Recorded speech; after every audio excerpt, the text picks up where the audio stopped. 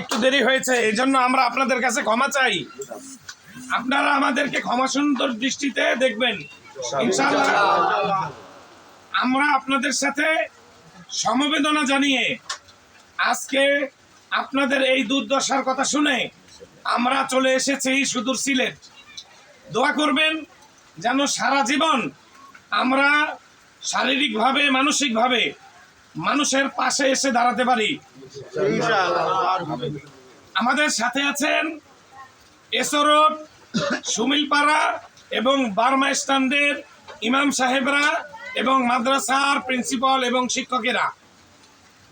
দুইজন শিক্ষক আমাদের সাথে, দুইজন সহকর্মী, তারা জরুরতের কারণে আমাদের সাথে আসতে পারে নাই। আমরা আবার উত্তরবঙ্গে যাব, দক্ষিণবঙ্গে যাব ইনশাআল্লাহ।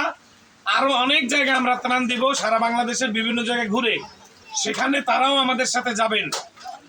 আমাদের সবার মুরব্বী মাওলানা নুরুল ইসলাম বিক্রমপুরী সাহেব, ওনাকে আমরা স্মরণ করছি, এবং আমাদের আরেকজন সহযোদ্ধা সহকর্মী মাওলানা মোবারক করিম আশরাফি সাহেব।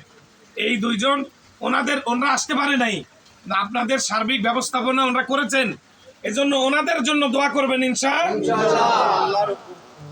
আর আমাদের এলাকাবাসী এসরোড, মন্ডলপাড়া, সুমিলপাড়া, এরপরে বার্মা স্ট্যান্ড সহ যারা আপনাদের সহায়তায় আমাদেরকে প্রতিনিধিত্ব করে আপনাদের জন্য পাঠিয়েছেন, আমরা তাদের পক্ষ হয়ে এসেছি এবং আমরা উদ্যোগ নিয়ে এক সপ্তাহ ভরে আমাদের মুহিব্বিন, আমাদের ভালো লাগা মানুষগুলোর কাছ থেকে চেয়ে আপনাদের জন্য অর্থ সংগ্রহ করে, তহবিল সংগ্রহ করে এখানে এসেছি।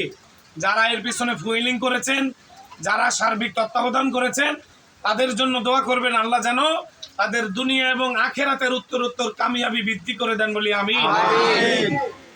কোথায় আমি বলি